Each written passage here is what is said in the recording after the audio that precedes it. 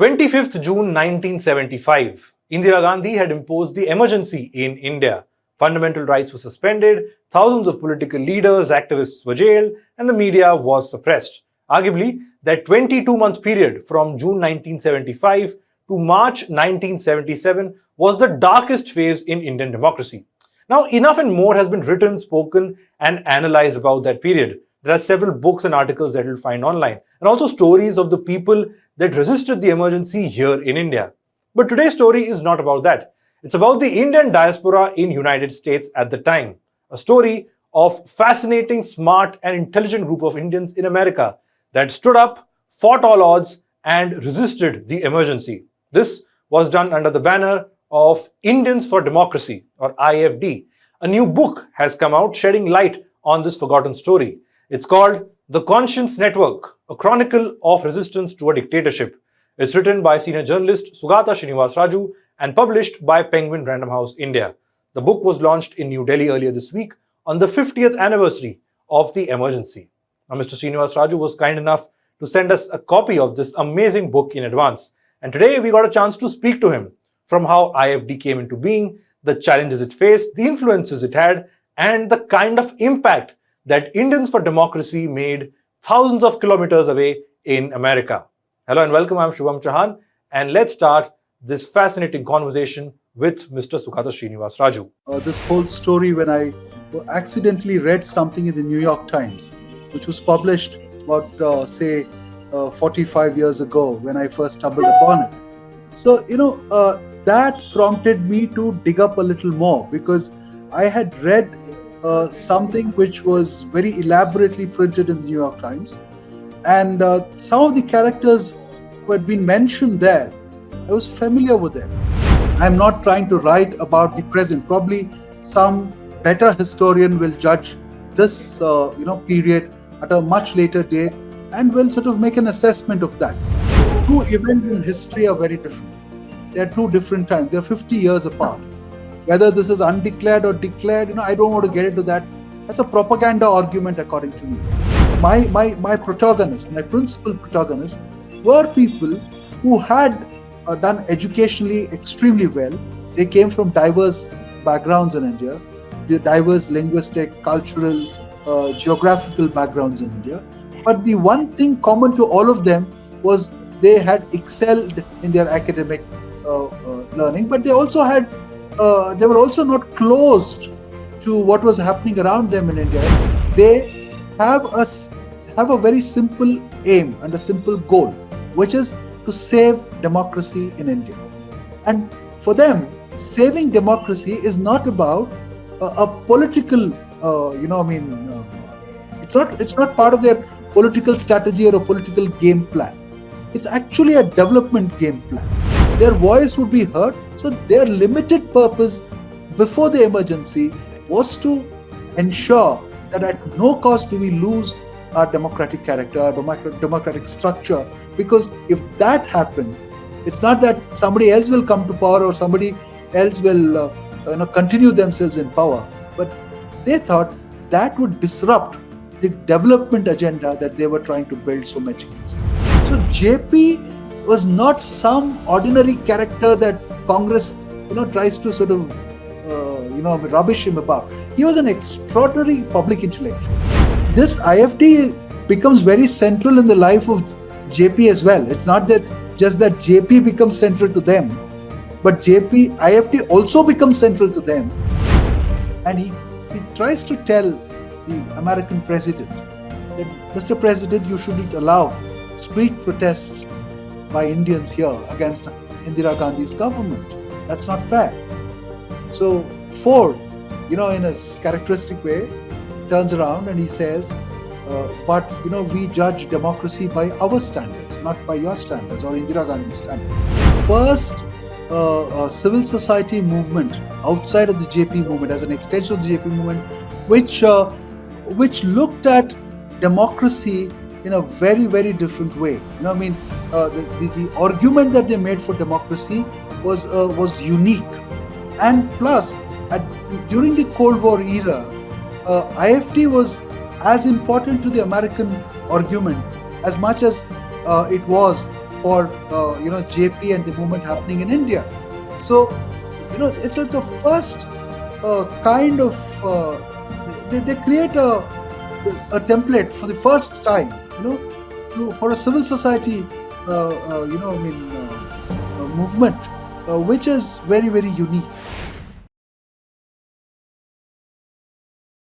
Well, thank you so much for taking out the time and speaking with us. Firstly, congratulations on the launch of the book, and it was truly a fascinating read for me to understand the story of this conscience network that you've managed to put together and weaved it all so beautifully. So, firstly, congratulations on that, and let's get into the questions now. Before I get to, of course, the protagonists and the entire story at large, I want to start with some of the things that you mentioned in the introduction itself. You said that this is not a just another book on emergency, or just a conventional book on democracy. In fact, on emergency, you said that emergency literature falls into the following category broadly that we have seen: is it's either memoirs or those persecuted, prison diaries, bureaucrats' memoirs, and all of that. You said that this doesn't fit your book. The Conscience Network doesn't fit into any of these categories. What prompted you, sir, to write this forgotten story of such a strong resistance to the emergency that was based all the way thousands of kilometers away in America? Now, the very simple thing, nobody had written about it, nobody knew about it. I stumbled upon this whole story when I accidentally read something in the New York Times, which was published about, say, 45 years ago when I first stumbled upon it. So, that prompted me to dig up a little more because I had read something which was very elaborately printed in the New York Times. And some of the characters who had been mentioned there, I was familiar with them, like S.R. Hiremat. And then I had heard about Anand Kumar through S.R. Hiremat. And S.R. Hiremat and I went a little way back because we had looked at the mining scam in Karnataka together. In fact, I was writing an outlook at that point of time, and he was trying to dig out all the details of the scam. So we had worked together in a way. So I knew him, but I did not know this phase of Hiremat. I did not know that Hiremat had done something like this in the US, say 50 years ago or 45 years ago when I first realized it. So that is what, like a good journalist, like an author who is looking for a story to be written, this came up as a grand surprise. And when I started digging, it's just started unfolding. So, you can't write just a story. You have to substantiate your story. You have to build evidence for it. You have to see what was said by whom at that point of time. So, when I started, trying to look at all of that, then it led one thing led to another, and I landed up in the US, going from one archive to another, looking for material. So that is how it all began. Right, and it shows it's just so thorough in the way you just referred and given so many versions of the same story, how this first character felt at that point in time. Again, really fascinating. Now, I want to first look at the present before we go back in the 70s. Critics of Mr. Modi have pointed out that his policies, his ideology, especially the era post 2014, is something that is an undeclared emergency. That's how the critics put it. And of course, this includes references to the press, how independent the media is in today's time. Of course, you write that the mandate of the book is to not look at the validity of that question, or examine that the truth quotient as you've written it. But you do so say that this comparison between Indira Gandhi and Narendra Modi, 1975 versus post 2014, is self-defeating. Can you elaborate on that point when you say that it is self-defeating when you compare the declared emergency and what critics of Mr. Modi call an undeclared emergency? See, it's very simple. It's a complete disservice to a 600-page book to be reducing it to statements like declared emergencies and undeclared emergencies. So that's the first thing. This book is not this is a book of history. I'm not trying to write about the present. Probably some better historian will judge this period at a much later date and will sort of make an assessment of that. First of all, this is a book of history. I write with with archival work, with evidence, historical evidence. I just examine things very closely. I do oral interviews in the book. I've traveled across to sort of collect material. So I have done a lot of work here to bring out a book of 600 pages, and I will not allow anybody to just say, use this book to be making to make a point against the existing regime. There are two reasons for that. One is, see, first of all, two events in history are very different. They're two different times. They're 50 years apart. Whether this is undeclared or declared, I don't want to get into that. That's a propaganda argument, according to me. You're serving somebody's propaganda by saying this is undeclared. Because in the book I write, I'm sure you've had a look at that. See, the false moral equivalence that you try to draw between these two events, or the two regimes, so to say. There are no events, there are regimes. If you try to say that, I quote Noam Chomsky in the book, who says that moral equivalence is something that you do because you want to shirk the responsibility, or you don't want to take the responsibility of the mistakes that you have made. You are trying to say, you are trying to cancel out the mistakes that you have done by saying that no, today is worse. Today is even bad than what it was earlier, even worse than what it was earlier. So you can't use the present to cancel out the past. You can't use the past to cancel out the present. That is the simple argument that I'm making. You are, as a reader, as a person living in the present, you are welcome to draw your conclusions from the arguments that I build. If it is sort of helping you build a better argument against what you seem to be experiencing today, then it's your right as a reader. But as a writer, as an author of the book, as a historian of contemporary India, I will be extremely cautious to just say this is, try to make this kind of simple binary study of then and now, and try to dismiss everything that was done 50 years ago by just saying, oh, today is far worse. That you ask a very simple question to yourself. When you say that what happened 50 years ago and what's happening now, there's no comparison at all, and today is far worse, who is it helping it? You're helping somebody make a case for themselves, and somebody who has not apologized for what they did 50 years ago. See, the institutional decline that we talk about today, the templates that we use to talk about declines in democratic decline, is all comes from 50 years ago. And 50 years ago, a lot of things that were done are still continue. They still continue today in many ways. In fact, dynastic rule itself is a kind of innovation of the emergency era.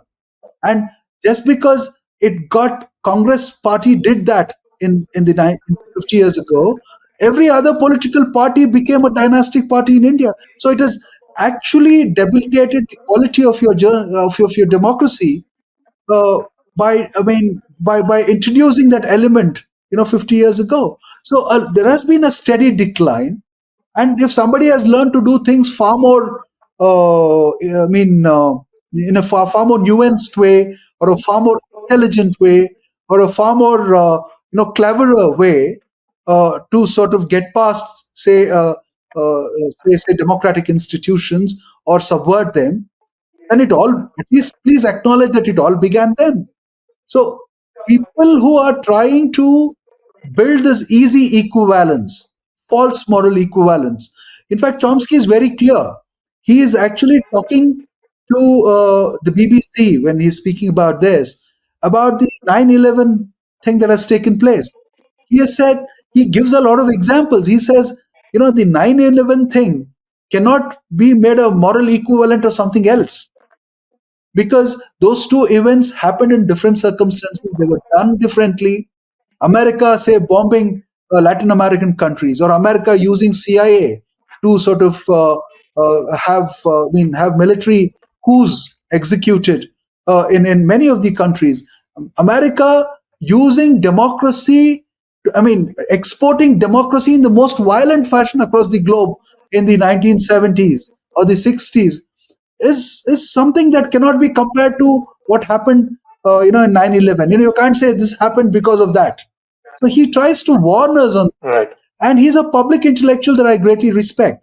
So I quote Noam Chomsky in the introduction itself, and I just try to get rid of this argument right in the beginning that there are these two regimes.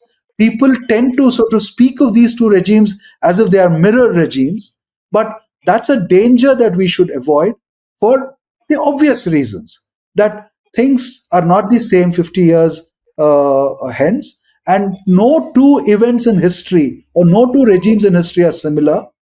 Well, I mean, there is a serious temptation for people to compare. You can compare, you can have independent indictments. Please use a far greater, phrases and phraseologies to indict the present regime. I have no problem with that. But don't try to say that this cancels out, that gets cancelled out because this is far worse.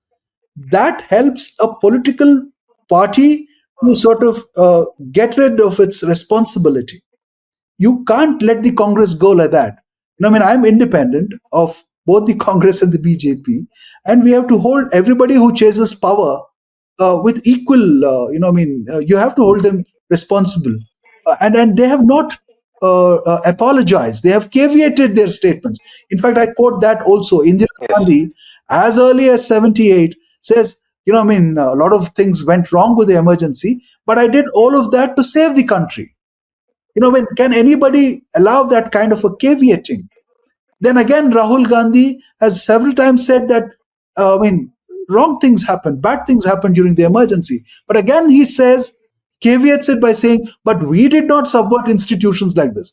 But that is a complete lie, because every single institution, right from the judiciary to the bureaucracy, the idea of a committed bureaucracy, a committed, judiciary, a committed kind of political parties, internal democracy of any political party, that we see absent now, started with Indira Gandhi. So a lot of things have to be addressed. They have to admit to it that they made a mistake and, unreservedly apologize, but which they have not done. So, Right. Absolutely good point. yeah, Yeah. Now let's sort of get into the substance of the book. You start by, of course, introducing us to each character. This is back in the 60s. And you also describe the conditions at the time. You say that these characters from different walks of lives, different parts of India, different family backgrounds, they're all chasing the American dream. And all of them, of course, very, very intelligent, articulate people, smart people who are chasing the American dream, and one by one, each of them goes to America. And then, of course, this network comes into being. What is this American dream at that time when it came to just people finishing their early education and heading straight to America? What was the dream in the 60s as far as India was concerned, Indians chasing the American dream? yeah. America had opened itself up after 65. There was, because of the legislative changes that took place in America at that time, there was far greater opportunity for people to go, especially the specialists. People who have had higher education had an opportunity to go in America and establish themselves. So 65 is a period around that time that a lot of people uh, think that they can find a better life, make more money, find professional satisfaction by going to America and working there. So that was the kind of simple American dream that was there with him. But of course, it was heavily punctuated by a certain Indian dream, because they thought that they should go, they should pick up knowledge there, and they have to sort of come back and improve their lot. So there was another component there. That is what I write about. It was not for let's escape for good, because nobody had done that, in such a big level at that point of time. Indians had not done that at that point of time. So there were, they had not gone into an economy like the US, where there would be specialists and there would be people of high income, possibility. So that thing had not happened in India, and therefore at that time, IITs were there, and IITs were elite institutions that Nehru had started. But the opportunity for people who got education in the IITs, the kind of education that they got, they could not have, found opportunities in India at that point of time. So they decide to move to the US. People from IIT Bombay, I write about a bunch of people from IIT Bombay. So they go there to sort of find a better life. The see, American dream is a marketing line. So America advertises itself to the world after the Second World War that it's a land of opportunity. So these people go there to seek opportunity, and at that time, the crisis of people who are educated moving out of the country. It's like, a lot of wealth moving out of the country prompted a lot of people to speak of brain drain. And economists like Bhagavati even spoke of a brain drain tax because the Indian government was giving subsidized education in all these elite institutions, and these people were just moving out. So my protagonists, my principal protagonists, were people who had done educationally extremely well. They came from diverse backgrounds in India, the diverse linguistic, cultural, geographical backgrounds in India. But the one thing common to all of them was they had excelled in their academic learning, but they were also not closed to what was happening around them in India. I write about how in IIT, someone like Ravi Chopra was trying to, grow, vegetables in plastic cans so that he could, answer the whole big nationalist debate that at that point of time that there's a food crisis in India. Lal Bahadur Shastri is Yes. saying skip a meal.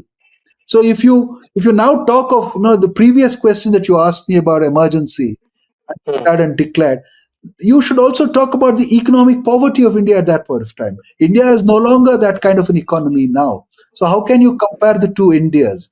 The rest, the economic conditions were different, the social conditions were different, and a higher education was being accessed by only one class and one caste of people. So there is a social variation there. In fact, a lot of arguments we have to be cautious about because later, say not the 70s, but later, after the 90s, when the Mandal Commission has been implemented in India, then you constantly hear this noise that, oh, everything is declining, because a lot of people from the suppressed classes, oppressed classes, the OBCs are coming into the mainstream of administration.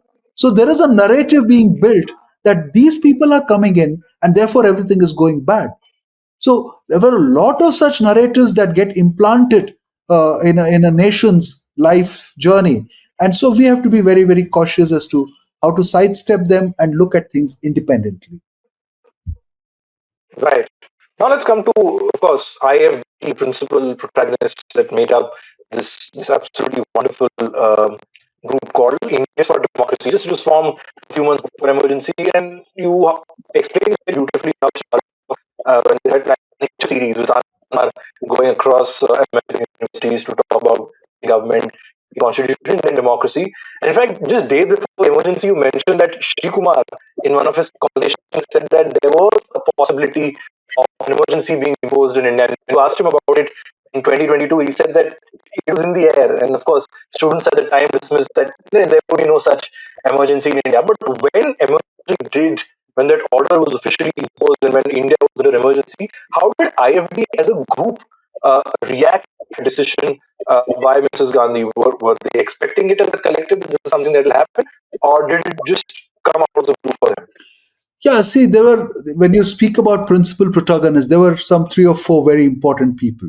One is, of course, S.R. Hiremat, who was the national coordinator of the IFT, became national coordinator after the emergency was declared. When they suddenly decide to increase their footprint, expand their footprint.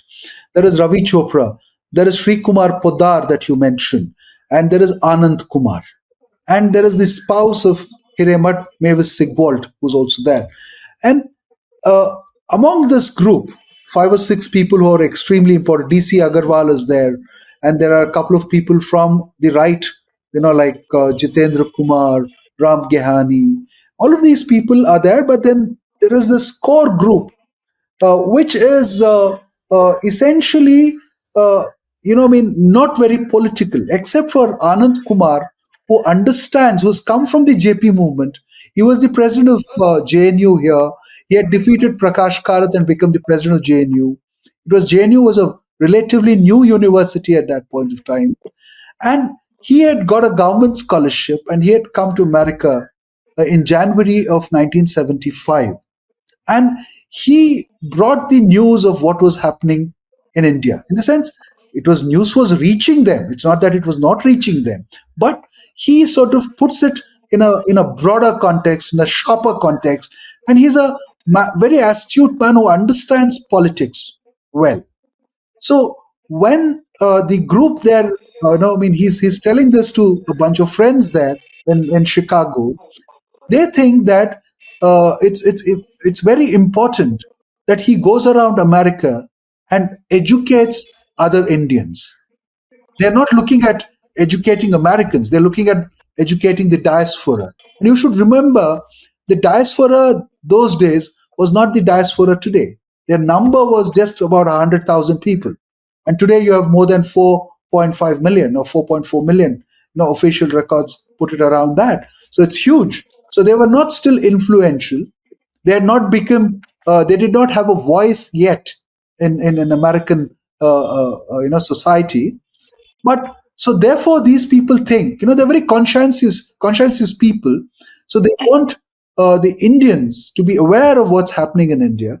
They have have a very simple aim and a simple goal, which is to save democracy in India. And for them, saving democracy is not about a political, it's not part of their political strategy or a political game plan. It's actually a development game plan. Their theory is very simple. They think that if you don't have democracy in India, trying to the development efforts which they are building their whole hopes on, there's a bit of backstory there. Hiremat and others have started the Indians for there is India Development Society that has already been started, and they are trying to help people who are trying to go back to India, uh, uh, i mean as to what kind of industries could be started. So he's consulting them on that. There is FRIA already, Front for Rapid Economic Advancement of India, which is being headed by a very brilliant professor at the University of California, Berkeley, P.K. Mehta.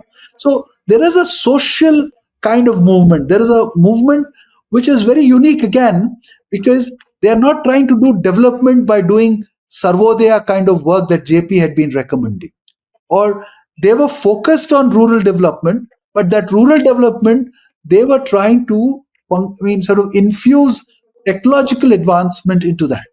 They were trying to bring in technology to make lives better into it. They were picking up a lot of stuff in America, so they were being exposed to the best of technology. So they thought that their unique contribution to India could happen if they take this kind of technological know-how, try to improve ordinary lives, make technology accessible, and improve lives.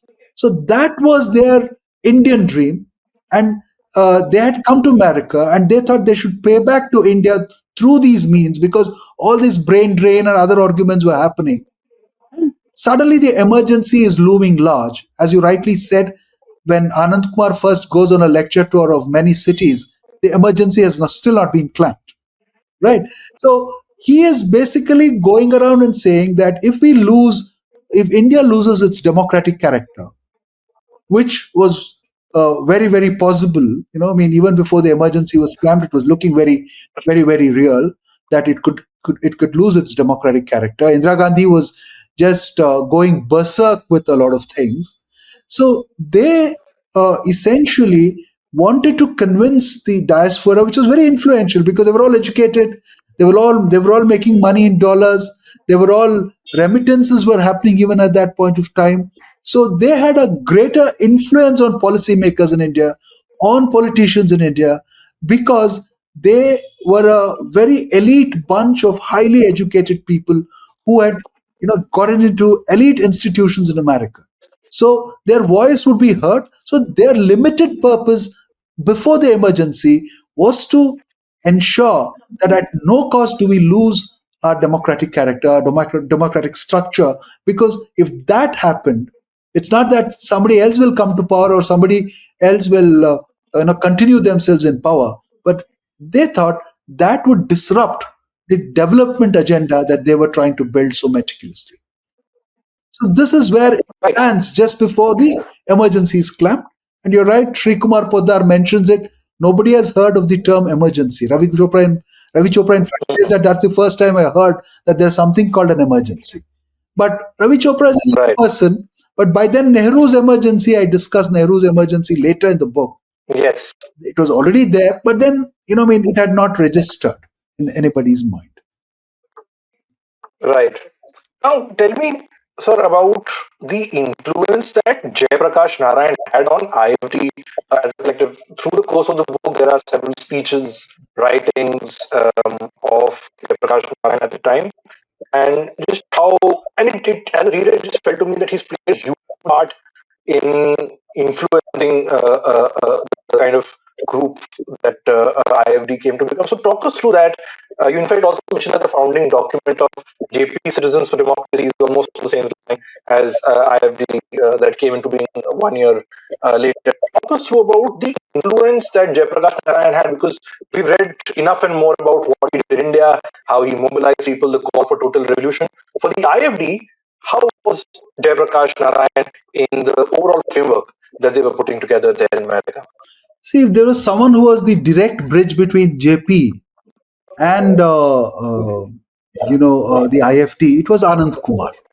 Anand Kumar had already been in contact with JP, and as I write in the book, Anand Kumar's background, he had a socialist background. His parents and his grandfather, they were all involved in some form of socialist and Sarvodaya work. So he was familiar with a kind of political language, development language, which JP had been using. His family is very, very close to Loya, JP, Rajnarayan, the or alternative, the parallel political stream that was running to the Nehru Gandhi family. The parallel to the Congress party, the socialist parties that were coming up. See, they were the real opposition at that point of time, not numerically, but in terms of their arguments and their ability to set narrative at that point of time in India. So the direct bridge between JP and the IFT is Anand Kumar. Anand Kumar is already part of a committee that of students committee that JP has set up. He's been made a co-convener alongside Arun Jaitley of Delhi University at that time, who later becomes a very powerful minister in India and a big politician in India. So he is already in the thick of things, and he is in the thick of things of student politics, both at the Banaras Hindu University and at the JNU. So he is politically very, very aware. He knows a certain political language, and he takes that to America.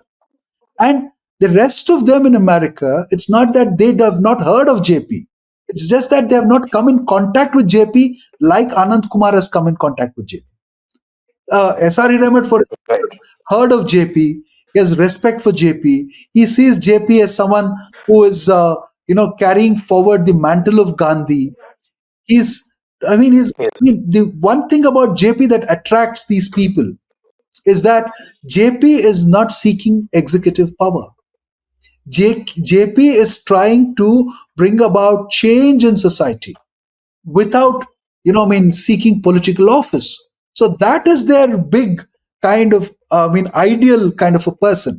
And we should also not forget, JP himself is, the Congress propaganda has worked so much against JP that JP is made to look like some Lalu Prasad Yadav or somebody else, which is not true. JP in the 1920s had educated himself in the United States. He was at Berkeley, he was in Wisconsin, he was in Ohio, and he was a Marxist there. He was a very charming person, and women were greatly attracted to him. He was so handsome, and he wrote absolutely good prose. He spoke very, very, impactfully. So JP was not some ordinary character that Congress, tries to sort of, rubbish him about. He was an extraordinary public intellectual, and he was a man who had refused to get into political power, seek political power.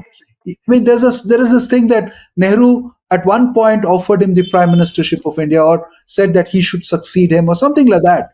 They had a brotherly relationship, fraternal relationship. But he had chosen in the 50s to move away from seeking political office.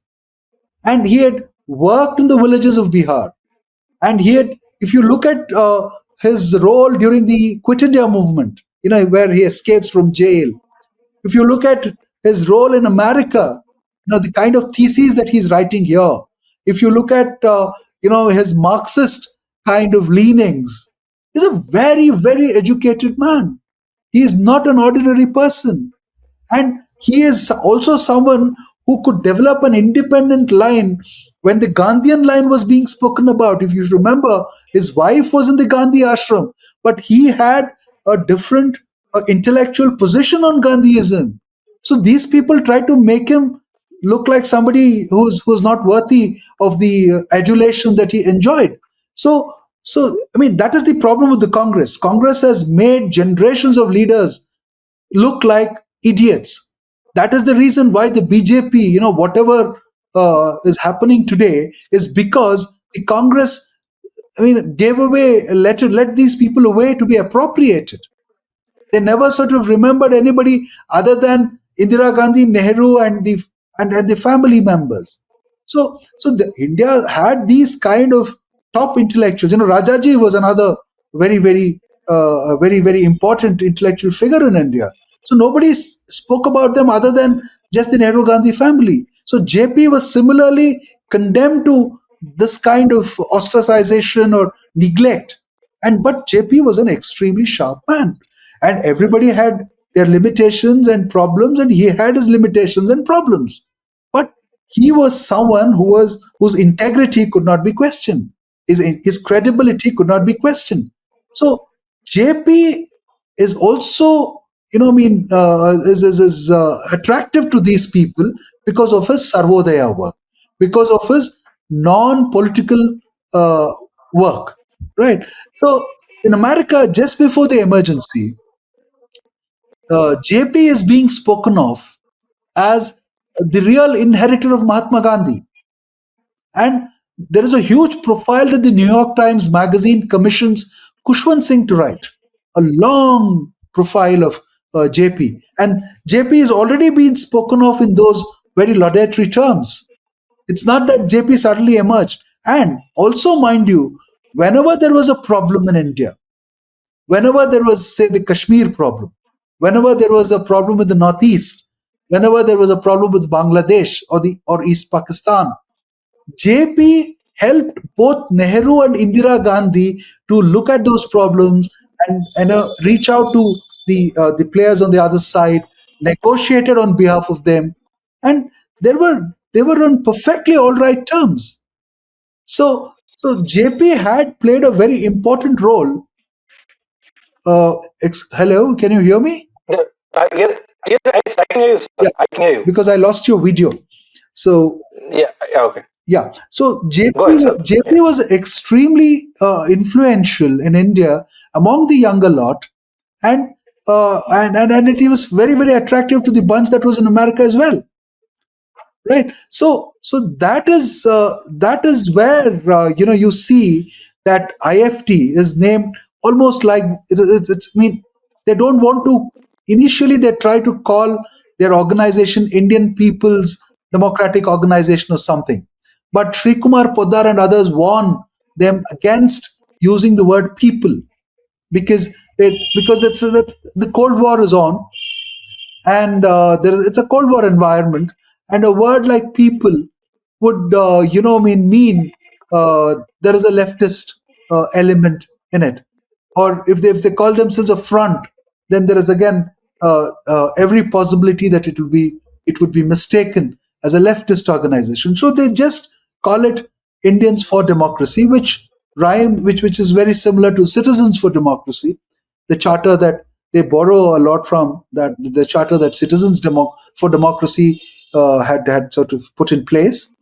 And they go ahead and build their movement there.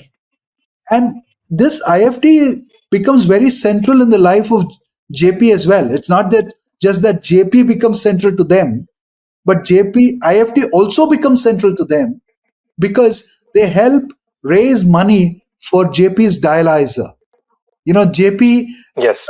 kidney problem, and he needs dialysis every alternate day, and they think that keeping him in hospital will mean that he will lose access with people. He will lose access with the movements that are shaping up. So they decide to buy a dialyzer, and it's very expensive. And they try to raise money. They think that they can raise money by getting 1 rupee contributions. But that looks, that still falls short. So Indira Gandhi decides to contribute 90,000 rupees, which was a huge sum of money those days, for that dialyzer program. But then the IFD intervenes and it says, she has put you in jail, she has treated you very badly, and how fair is it for you to accept her money? So you please don't accept it. We will raise it in America for you. And that's how Sri Kumar Poddar, S.R. Hiremat, Anand Kumar, all of them raise money for JP's dialysis. And that is, Right. JP's life gets prolonged. So even after that, JP comes after the emergency has been lifted and there is a new regime in Delhi. JP flies to Seattle to get a procedure done for himself, to correct his Yes. problems. So I mean, even at that point, the IFD becomes very, very central to his presence in America, and they sort of surround him and they give him that comfort and he also feels happy that here are a bunch of people who actually took my line to the international level, because the noise that they had created, the noise that IFD created during the emergency in America, became international news. And it is also possible for us to assume that the considerable pressure that fell on the Indira Gandhi regime, the international pressure that fell on Indira Gandhi regime, was because of a lot of work that the IFT did. One cannot correlate it and say this is the reason why she lifted the emergency, or we cannot say that was the only pressure that fell on her, because we don't have evidence to say that. But the circumstantial evidence is pretty clear. That the kind of media attention that the IFD got in America was unprecedented. They all became heroes. Editorials were being written. They were being invited on the 60 Minutes of PBS. New York Times was publishing entire pages. Wall Street Journal was publishing on them, and they were being written about by the most celebrated columnists like Mary McGurry and others. So it was a fantastic kind of campaign that they built. And why they become so important in the American scheme is also very interesting, which I think we'll address a little later. Yes. Then you also go on to write once the IFD comes into being.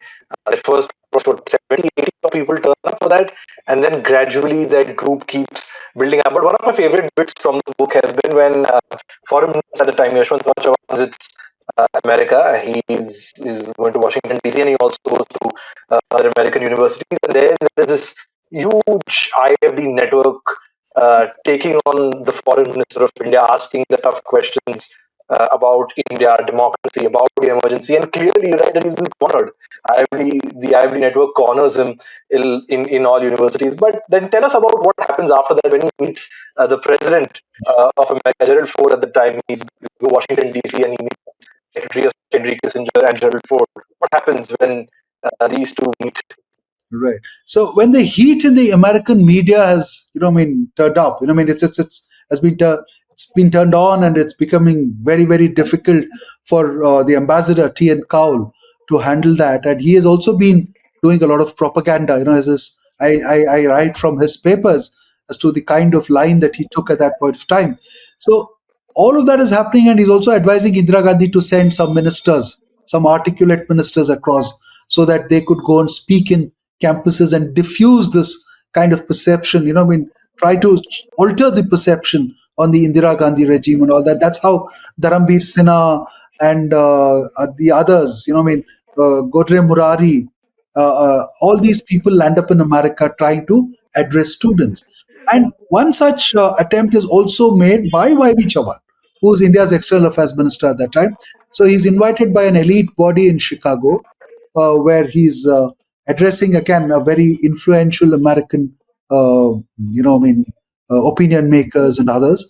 And the IFT, people who make up IFT are themselves very influential in America. They're part of the network. So they distribute themselves in all the meetings that he is addressing in Chicago. One is at the Illinois Institute of Technology.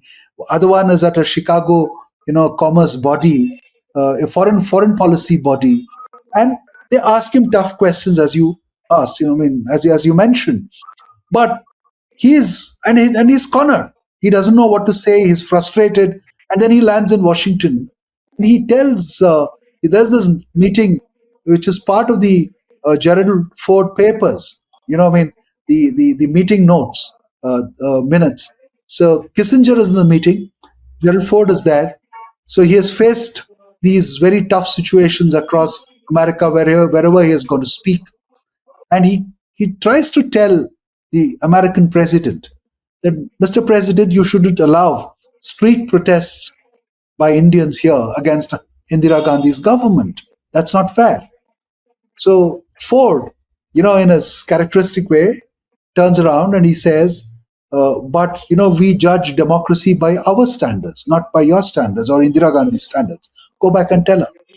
To go back and tell her that it's we measure democracy by our standards. So if they are doing street protests, I can't just go and stop them. I can't tell them that you're not supposed to be doing that because it's not going to look good on your country. That's not the kind of nationalist line that I can perpetrate. So that is essentially Ford's argument with YB Chavan. And you can read in a lot into that. See, America was very, very cut up with India at that point of time, because Indira Gandhi had signed a formal treaty of friendship with the Soviet Union. So there was Cold War. It's a bipolar world. So America did not see India exactly as its friend. And also you should remember, the American public sphere had just then been exposed to the Watergate. So the American media holding people in power responsible, holding politicians responsible, trying to guard their democracy, speak about the rights of citizens, speak about a robust democracy, was all happening in America. And our characters in the book, IFT characters, were all soaking it in. So they had a ready template of how to save democracy, how to sort of ensure that the press sort of builds it up. And the press also had come out of its kind of thing during the Nixon years to speak a very different language. Then Vietnam had happened. The recall of the end of the Vietnam War had happened by then. And American citizens had behaved in the most conscionable fashion possible. They had put pressure on their own government to end the war. So no American president could have ignored that kind of a pressure, right? So these things were happening at that time, and so all of it sort of comes into play when the IFT Right. against emergency. They also pay a price for this. So you mentioned that after once the emergency is in, you're about 6-8 months into the emergency. There are scholarships of our main protagonists being revoked. Their homes in India are raided. Their family members are picked up, and they have to also pay a price for raising their voice against the emergency. Because this happens? It starts, I think, it starts with Anand Kumar, and then subsequently it also happens with other actors as well. Because once you read it, it feels like a huge setback when your scholarship is revoked at that time, $300. I think was in Anand Kumar's case, that one amount I just it hit me. How did they take these obstacles? Uh, did it feel that their movement may be a dead end, or that they have to pick a side and they say, okay, we've had enough of this because we are now paying a personal price for it? How did the actors take it at that time? And that's very interesting because, see, Anand Kumar is the first against whom they strike. That is by February of 1976. See, until then, the American media has not taken the anti emergency movement in America very seriously. They are giving a lot of concessions to Indira Gandhi. They are thinking at that point of time is that, I mean, okay, there has been a civil unrest and she has been using certain powers that are there in the constitution to handle all of that. So I think it's an internal matter, and America is not getting overtly involved in the whole thing. Even the media is being cautious. There is coverage, a little coverage, but then the media is being cautious. They're not going out of the way to accommodate this narrative against Indira Gandhi. But it all turns when Indira Gandhi postpones the elections. So the American public, the American media, the American intelligentsia becomes extremely suspicious that she's turning, they think that she's becoming an authoritarian ruler, a fascist ruler, by canceling elections. So from then on, the activity that you see in the American media, the activity that you are able to sort of perceive there is very, very high. Now suddenly things become very sharp. It's the focus is very sharp now. So that is when the heat starts. They start feeling the heat. The Indian regime starts feeling the heat, and until then, they have ignored all these fellows, the IFT people. They think they're a small bunch which can't really do much, and they have tried to ignore them. But once the media starts paying them attention, they become really, really upset. They become really worried. And that is when they think that striking at one of the characters, that's Anant Kumar, would send a larger signal to others to sort of shut up and move away from the whole thing. But that really does not happen because these people are made of different, material, and they see this as an acknowledgement of the power that they have come to wield in the opinion space. So they become even more aggressive. So they start building a different language for their protests, and they start building new allies for their protests. And that is when the Quakers come in, the American civil rights activists come in. So they see from being a movement of Indians, by Indians, and for Indians, it becomes a global kind of a movement when they shift focus from just the emergency to human rights violations, human rights abuses, imprisonment of political leaders. So the Amnesty International comes in at that point. I mean, Amnesty is already documenting, the a lot of things that's happening in India, the human rights violations, the conscience prisoners, the prisoners of conscience. They're building a documentation on that, and IFT itself, you know, builds a satellite organization. One could say that it is a satellite organization called the CFI, which is Committee for Freedom in India. And they put Reverend Gigi Grant as the chairman because Reverend Gigi Grant is a very influential, federalist as well as, a Methodist bishop. I think he's belongs to the Methodist Church, and he is put in charge. And there are a lot of interesting people who come from different movements in America who become part of the CFI. So that brings a new network for the IFT.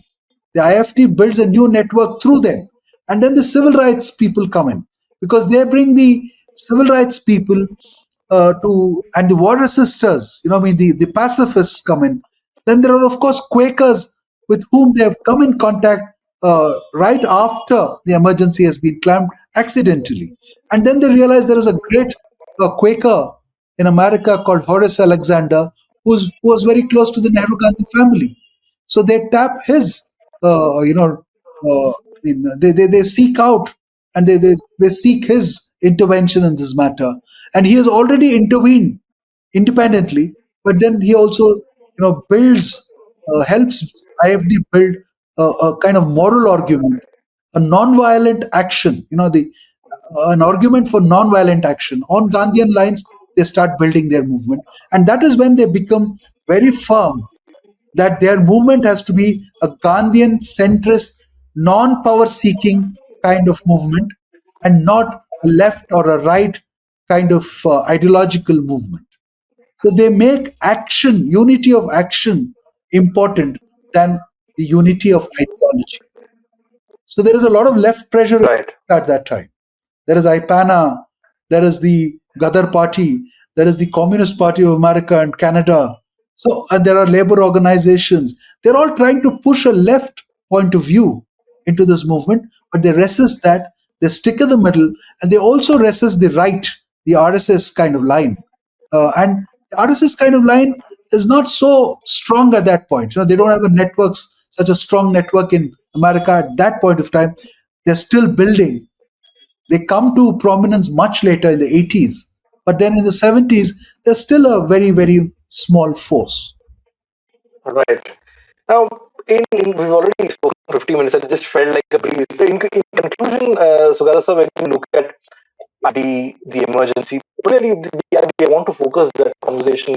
The journey of IFD, about 2.5, 3 year journey. Of course, then you write what happened once he's lifted, the new government in Delhi, and the characters. When each of them starts coming back home, you briefly also describe that journey. But how would you look at that 2.5, 3 year window when Indians for Democracy started out uh, as this collective of really talented, smart individuals, and the arc that it has from, you also mentioned about the media coverage, how American media then looks at this, and suddenly IFD is out there in America taking on the might of Indira Gandhi. In conclusion, if you have to sum up this journey, it's absolutely fascinating journey as a reader to just understand and know more about. How would you sum up this journey as an author who also had quite a journey writing and researching this book? How would you sum up all of that, Sugata sir? Yeah. See, IFD, speaking retrospectively of the IFD, I think it was the first civil society movement outside of the JP movement, as an extension of the JP movement, which, which looked at democracy in a very, very different way. The argument that they made for democracy was unique. And plus, during the Cold War era, IFT was as important to the American argument as much as it was for JP and the movement happening in India. So it's a first kind of they create a template for the first time, to for a civil society, movement, which is very, very unique. No, and that is because they are very clear about the kind of path that they're going to take. They try to keep it Gandhian. They borrow from the freedom movement, but they don't stop there. They expand it. They expand it to the language of human rights, and they're not just talking about political subversions that are taking place in India.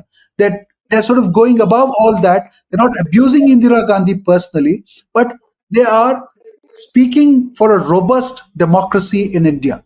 And that is exactly what we need to argue now.